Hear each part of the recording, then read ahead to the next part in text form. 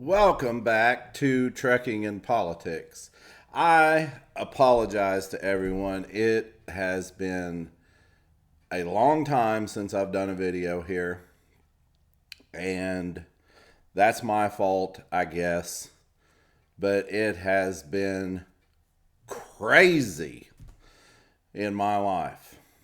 Um, don't even know where to start. So let's just break this down, and I want to talk about what is going on in trucking first, because this, of course, is trucking and politics, and then switch over to what's going on in somewhat personal life, I guess. So, first off, is not looking good for trucking. I had a premonition, an educated guess, as you will, if you will. I knew that this was an election year. I knew this was going to be a huge election year. Biden and Trump are having an epic battle. Biden is doing everything. There's Albert over there. Forgot my camera was backwards. Mr. Albert, you don't see him much on the camera. He's a shy cat. He's very mouthy. He walks around screaming his head off. But anyway, um, where was I? Biden is doing everything he can, in my opinion, to destroy the country and run us straight into World War III. Wonderful news, right? But Trump, I don't know what's going on with him. They're trying to destroy Trump too. He's going back into a jury trial, I guess, about his hush money thing that's going on. And they're just back and forth with politics. I've learned some stuff recently about the state of Arkansas, which I live in, that really makes me angry. They they're clearing in Arkansas somewhere around $1 billion per year, and have for multiple years. And it is estimated they have somewhere around 8 billion with a B in surplus money in the state of Arkansas. And Sarah Sanders will not cut one tax, not even a penny tax on anything. And if you live in Arkansas, if you are a resident of this state, you know that we still have employment tax here in Arkansas. It is something they have talked about cutting. um, Unreal. And the reason I'm talking about this, I'm going to get to that in just a second. But Arkansas will not cut their income tax. And one of the articles I read said the reason they did not want to cut their income tax is because they have 76,000 estimated state workers. Also, they have the state colleges here and the state universities, and all of the money that they are pouring into the school districts here, which are failing miserably. The education system in Arkansas is an epic fail. Sarah Sanders has started this thing called the Learn Act, which is supposed to bring education up from the bottom and cut off the top, whatever learn is supposed to be. And so far, it looks like that's an epic fail as well. Why are our politicians so stupid? That's what I want to know. Why are they so stupid and so fed up with the ignorant virus? You know, I don't understand it. I mean, just put some common sense into it. But whatever is going on. The reason I was talking about income tax is going into this job that I got. So I'm going to get to that on the second half of this video. So that's why I was bringing that up. On the trucking side, I don't know if anyone likes the fact that I put up the stocks and the metrics and everything about trucking and trucking companies and everything, but it's like putting your finger on the pulse of what's going on with trucking when you look at stocks, investors, trends in trucking, and all of this. I was pulling it up the other day. Every trucking company out here, with the exception of LTL. If you don't know what LTL is, less than truckload, which is Old Dominion, Estes, which is not on the stock market. Estes is a privately owned company. Saia, I believe is how you pronounce that. SAIA, I believe is pronounced Saia or Saya. That one is doing good. Old Dominion's doing good. Of course, Yellow went bankrupt. What is the other ones? XPO, they're doing good. The LTL companies look like they're doing good right now, with the exception of FedEx. Now, FedEx is a little different than these other companies because FedEx is worldwide. They're not just, and some of these other companies, I guess, are worldwide too, but FedEx is stretched themselves a little too thin. They had an epic battle the other day with the post office. I don't know if you saw that article. I'm not going to post anything up here like I usually do and edit because I just wanted to throw this video up and get it out there, get some content out there, and catch you guys up with what's going on in the world of trucking and my life personally. And plus, I haven't done a video in, I think, a month or close to it. So,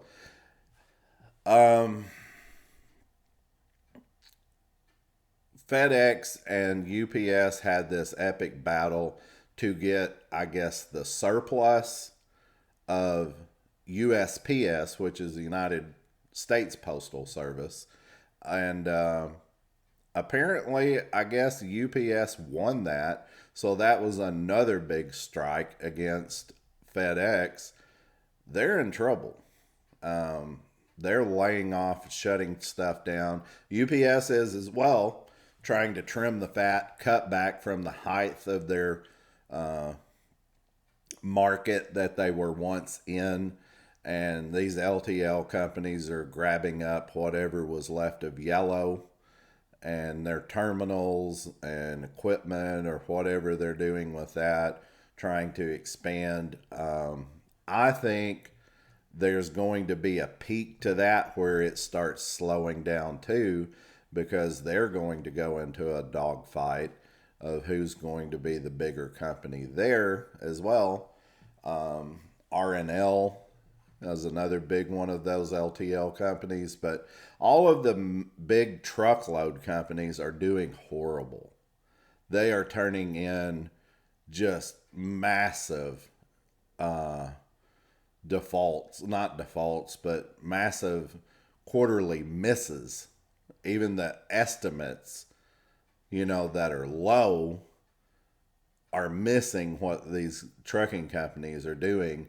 If you don't know the big mega carriers that are on the stock market, it's Knight Swift, Landstar, Covenant, Heartland Express, Warner, JB Hunt, the big guys. And man, they are just getting slammed. One that I did an article, a video about on here not too long ago was PAM Transportation. I might ought to put their stock up because PAM is just nosediving like crazy. expect to hear something out of Pam. Really. Um, I don't know. It's an Arkansas based company. It's up around Springdale, Arkansas. Um, Man, they're doing a lot of, from what I remember, is auto parts for the auto manufacturers, and apparently no one is buying new vehicles because of the economy and everything. So that's where they've put all of their interest in, I guess. So it goes hand in hand. And man, they are just getting slammed at Pam. Uh, I don't know. I don't know what's going to happen with Pam, but if anyone out there is working for Pam or knows somebody working for Pam, you might want to look at trying to think of doing something different. I know they're advertising a lot looking for drivers, but shh, but anyway, um, yeah. So that's kind of what's going on with that. Also, C.H. Robinson. Um, I looked at their stock and man, that's nasty. That's nasty. C.H. Robinson. Whew, they're like an airplane with the tail section broke off. They're just in a spiral going down, and it's not looking good for C.H. Robinson either. Um, I know my experience, personal experience, C.H. Robinson is one of the worst brokers that you can book a load with. Uh, the old saying is the CH is cheap and heavy. The cheap and heavy Robinson. They don't pay anything, and all their loads are 45,000 pounds. This last load that I just pulled in um, this week, we found out C.H. Robinson lied about the load. They lied when the load would be ready. It wasn't ready. We found out that they had received an email stating that it wouldn't be ready, and they went ahead and dispatched a truck out there anyway and went and loaded it up and come across the scale 44,700 pounds. So they are definitely living up to uh, their slang term here, cheap and heavy Robinson. I don't know what that load paid, but I'm company driving. So let's switch gears over into personal. I'm not going to get too involved with personal because this is trucking and politics. It's not, the life of David here. So, anyway, I just wanted to give out a huge thank you to my wife. I don't know if she will watch this video. I found out the other day that she did watch one of my videos and she was griping about that. Of all the things that she could gripe about on the videos, she was griping about that. She said, "Why don't you take all that stuff off of the refrigerator? That just looks so awful in your video." And I said, "Hey, if they're here to look at the refrigerator, then whatever. Uh, I'm sure you're not here to just glare eyes down at my beautiful face either, but whatever. Of all the things that you could think of, you're thinking about, magnets and that right there, right here is where we keep these little bags of potato chips for snacks, and that's cereal. Uh, Cereal on the other side, and a calendar. I think it's funny myself, but that's what she was griping about. That I was showing our storage here, and I said, Who cares?" But anyway, um, that's a female thing. Um, I know some of you that really watch the channel know about my rental property. Let me give you a quick run through on what that is. What it is it that house, the rental property house, is about 4 maybe 5 miles from this house. Okay. There was some reasons I wanted to get out of that house, to sell that house. Some of it I don't really want to talk about, to be honest, but other things, actually, I may bring that up of why I wanted to get out of that house. It's crazy. Um, it makes me sound like I'm an absolute mental case. My wife believes me, which, she's my wife and she saw what was going on. Um, I don't believe in ghosts. I don't. I don't. I believe in evil spirits. Something weird was going on in that house. If you want me to elaborate on that, put down in the comments and I'll talk about it, but I've been a little reserved talking about all of the reasons I wanted to leave that house. So that's a little teaser of what was going on there. Something, wasn't there a movie about that? Something evil this way comes. Yeah. Anyway, so if you want me to elaborate on that, put down in the comments and I will. I'll do a video on that and may spend the night over at the house with a camera. That's an idea. But anyway, yeah, that's one part of it there. Another part is the neighbors are jerks over there. One of them, I think, is running a puppy mill out of the back of his house. There's dogs just barking constantly 24 hours a day. And I've called the city, I've called animal control, I've called neighbors, I've put it on this app thing where local people can chime in, and they were just rancid about what I was putting out there, screaming about why animal control wouldn't do anything.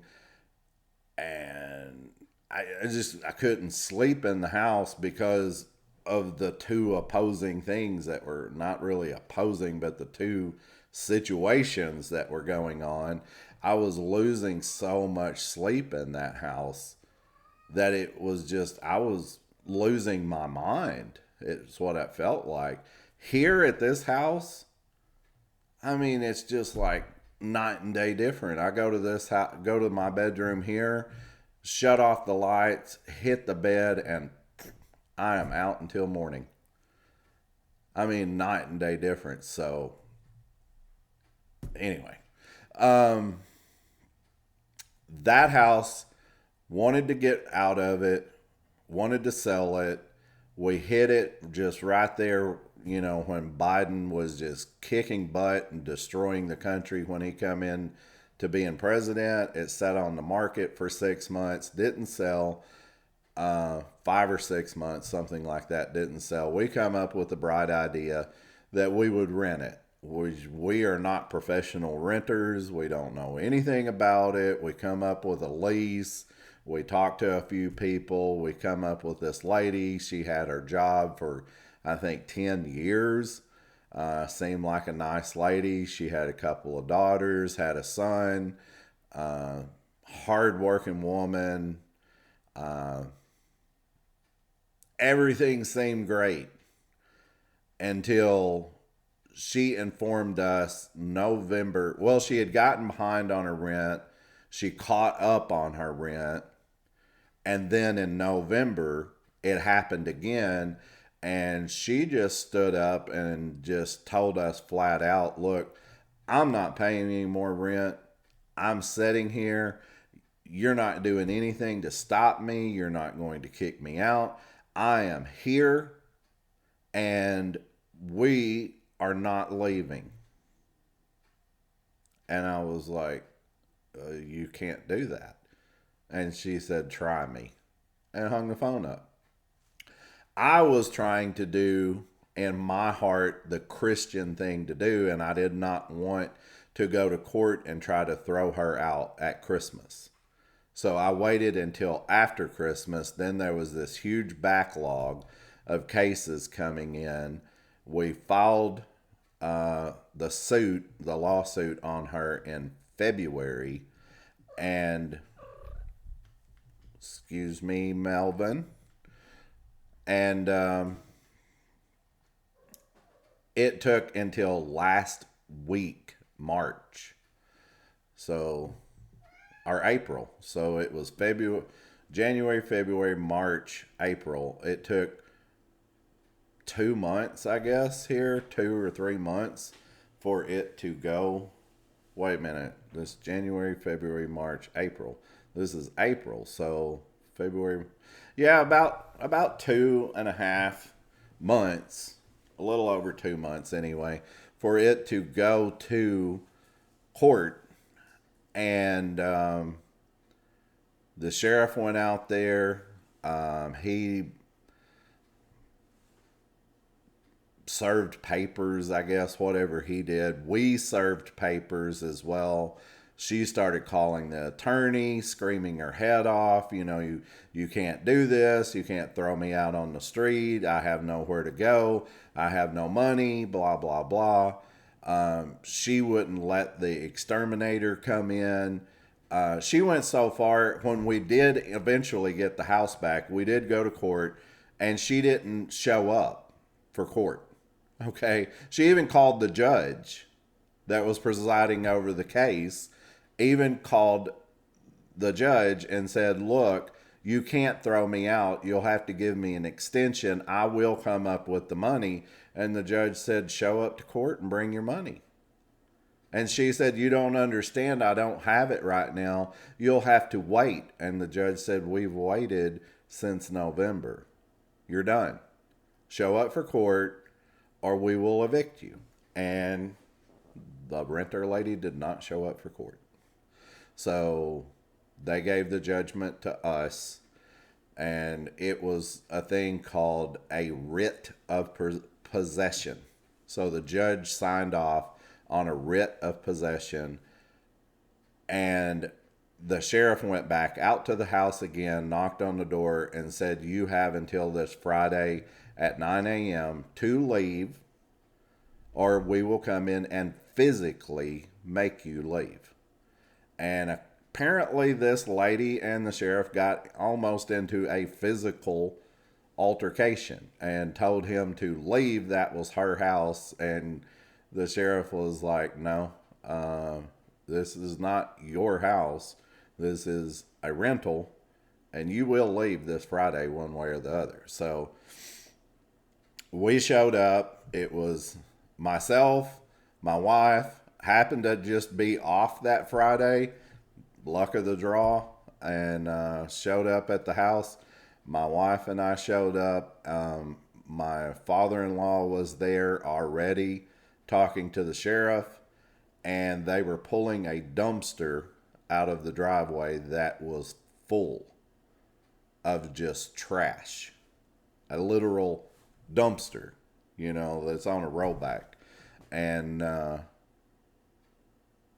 anyway, we in the heat of the moment and everything, I got a job with a trucking company in Memphis.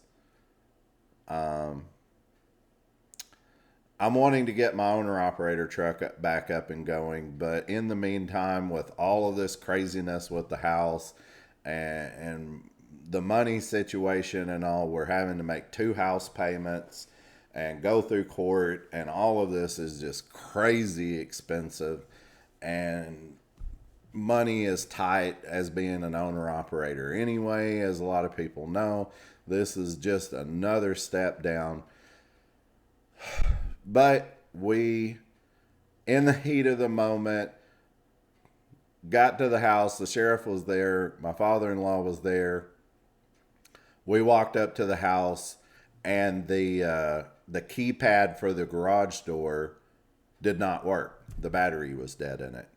She had taken the clicker opener, garage door openers with her. We walked we walked over to the door. I reached to grab the doorknob. It was locked. I looked at my wife and I said, let me have the key. And she just had this blank look on her face. And I said, give me the key. And she said, I don't think I have it. And I was like, really? I looked at the sheriff and I said, can I kick the door in? And he said, hey, it's your house. You can do whatever you want to. I don't care. And I looked at my father-in-law and I said, you have a key, right? And he said, well, I used to. Let me try it. And he had like 1,000 keys. And he was just trying one after another. And I guess maybe it's at the house in a drawer or something. I don't know what I did with it. And I was thinking, we're here with the sheriff. I don't have a key. My wife doesn't have a key. My father-in-law doesn't have a key. What do we do? And the sheriff was like, do you want me to just leave? I'm supposed to walk through the house. And I said, let me just walk around back, see what I can do. Maybe the back door is not locked or something. Maybe a window's open. I can go in. And he said, okay, whatever. And I was joking. I said, you're not going to arrest me for breaking into my house, is he? And are you? And he said, that's why we're here, is to get into the house. So get into the house. So I walked around back and my heart just fell out. I had not been in this house myself since probably April of last year. Not this year, of last year. She would not let anyone in. She even took a screwdriver and broke the doorbell off of the front of the house. And at times she would hang signs on the front door saying, we are sick with COVID. We will not answer the door. She was so afraid that somebody was coming over there to physically drag her out of the house, right? When I come around to the back of this house, there was literal, I'm not saying this like it was trashy. I mean, literal trash on the deck, mounded over on the deck. She was opening the back door and throwing trash out the back door. And I walked up on this newly rebuilt deck that we had spent days and days rebuilding and painting it with this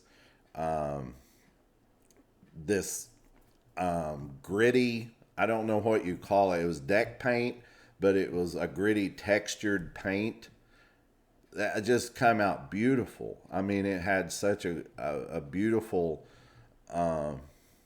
texture to it, and just saw grease drippings hanging from the railing, and looked up on the wall, and she had taken some type of pot or something. Maybe she was frying in a pan or something, opened the back door and threw it all along the side of this house. It was dripping off of the window, and I just stood there, and it almost made me cry. We had totally remodeled this house in and out. Well, not totally remodeled, but made it, as new as we possibly could, in and out. And this woman just trashed it. And I walked up on the deck, and the back door wasn't even closed. It had a gap in the door, And I just took my hand and pushed it.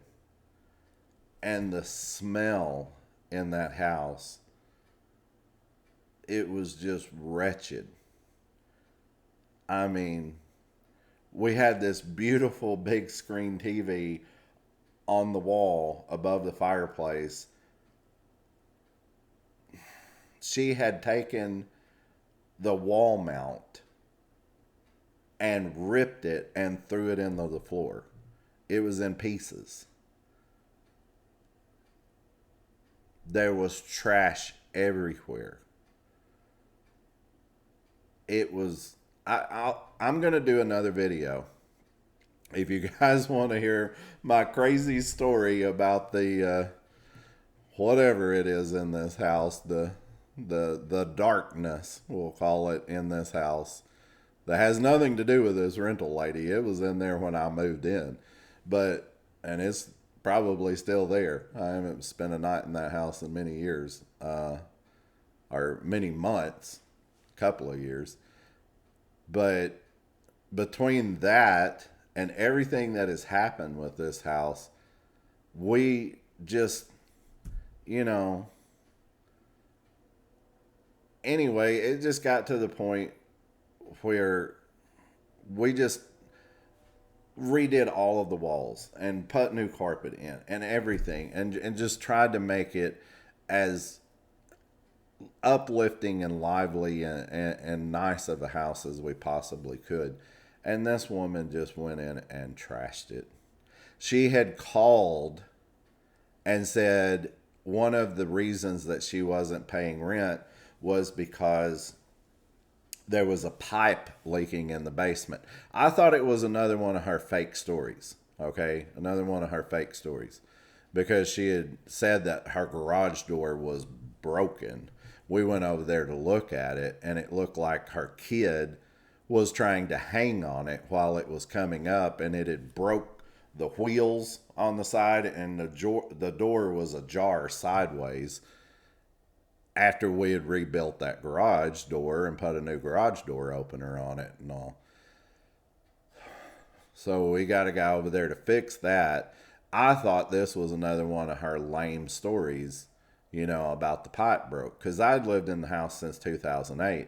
There was a little drip every now and then in there. And I wouldn't call it a drip, but I guess I would just have to take each person over there and show them. There's a pipe that sticks in the ground, and it apparently goes into the sewer, but it's an open pipe. It just comes out of the floor of the basement, and that's how they ran the air conditioner drip, into this pipe. It was like that when I moved in, but sometimes that would get a little backed up or stopped up, and you could see the water in it. So I was thinking, that's where the water was coming from. So it never really stank to me. Is that a word, stank?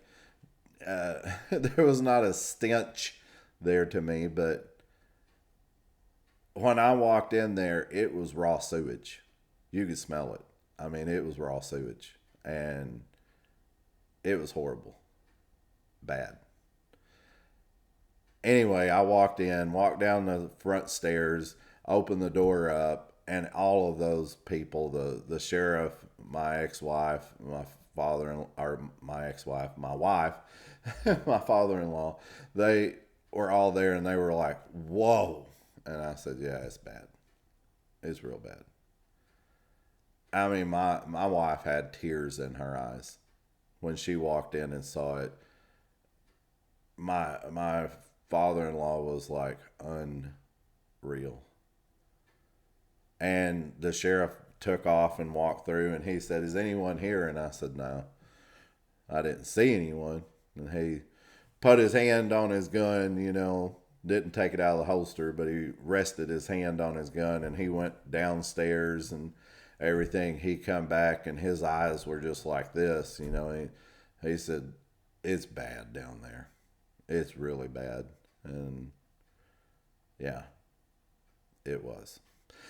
But anyway,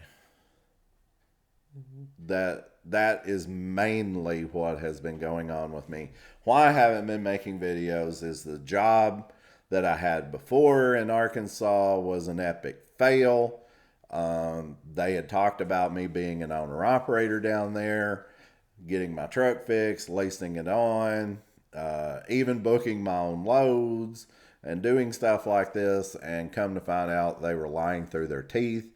They didn't even give me the amount of money that I was promised to begin with. Everything they said was basically a lie.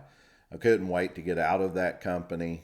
I was driving a 2023 International LT, and it had all of that safety stuff on it, which didn't work correctly. It was just, everything was horrible about that. The lady was not paying rent. We were going downhill, losing money so fast. I just put my foot down and I said, look, this has got to stop. We've got to stop. So I stopped doing videos. I stopped concentrating on trucking, and doing all this. And I started concentrating on personal life. And I applied myself to everything of getting our lives straight, taking this woman to court, getting a good job. I think I found a really good job.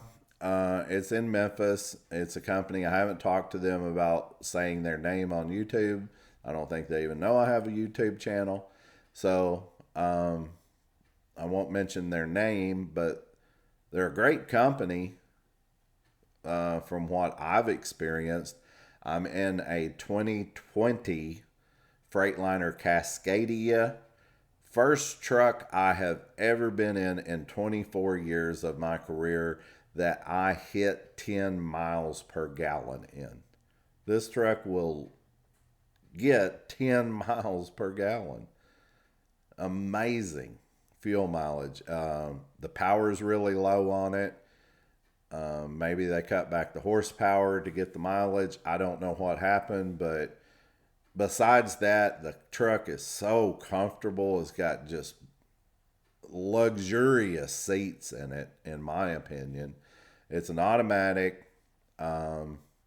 No safety crap on it. We do a lot of short runs, 300-400 mile runs.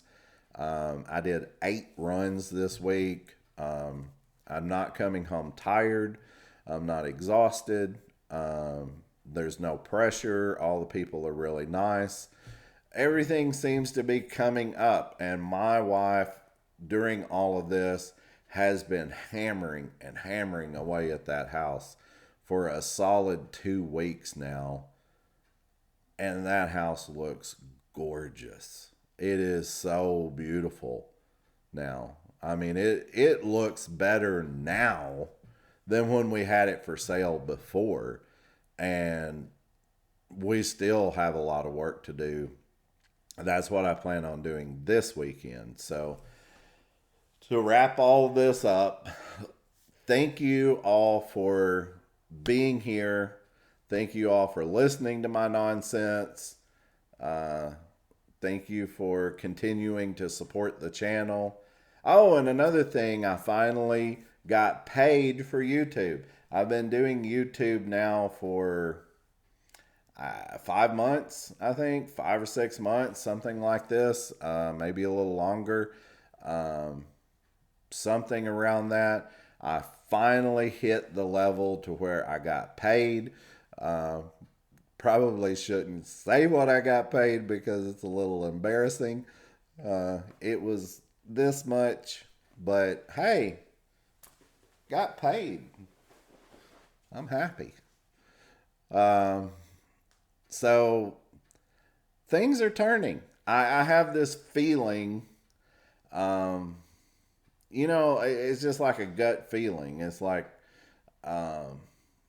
things are starting to turn. Things are starting to change.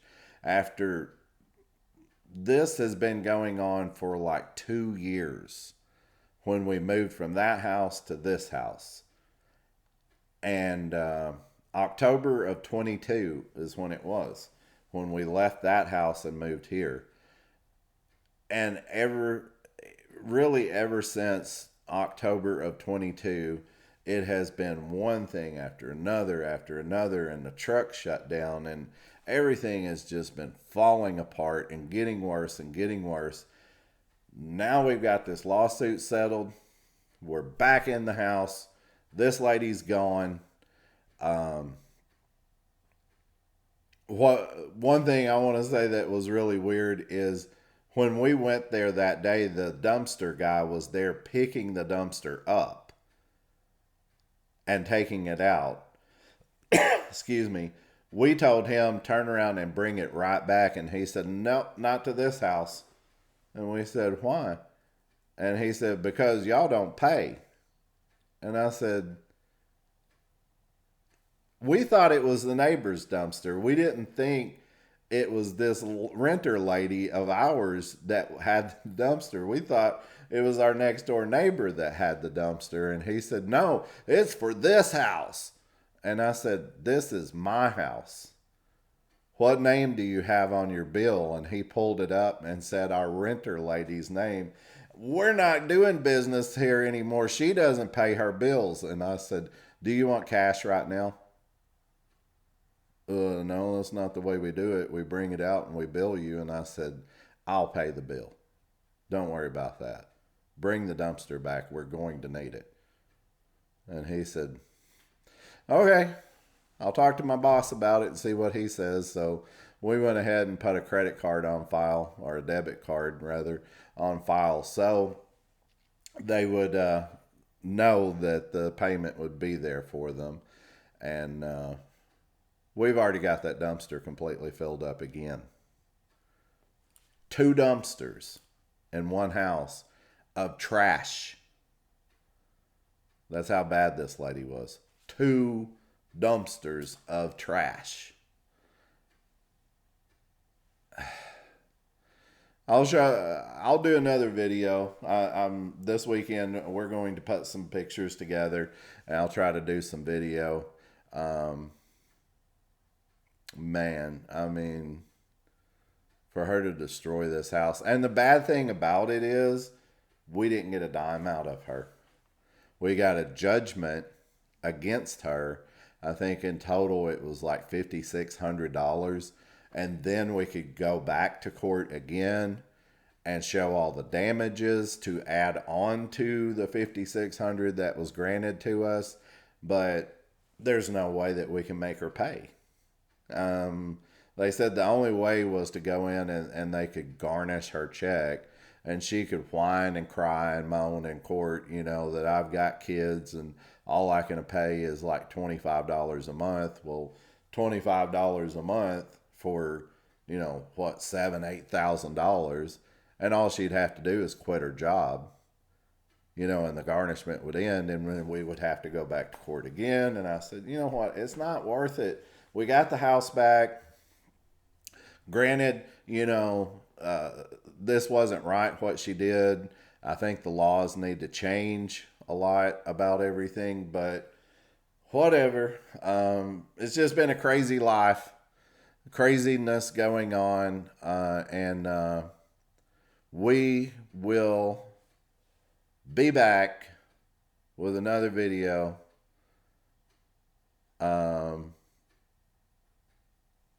Let me know what you think in the comments about my crazy life that's going on. But I thought of a funny thing. I saw this today when I was in Kentucky. I just got home this afternoon, but I saw this thing in Kentucky when I was delivering this morning. I pulled out of the stop sign, pulled out of the receiver, pulled up to the stoplight, and there was a trailer right in front of me. I'm going to use this for a thumbnail. It had this painting looking thing on the back of the trailer, and it said, "This too shall pass." And I thought, what an epic sign. What an epic sign. And you know me, if you've watched this channel, God gives us signs. And if it's bad and you're going through tough times, it will get better. And this too shall pass. Don't worry about that. This too shall pass. We will have better days to come. I promise. Thanks for watching.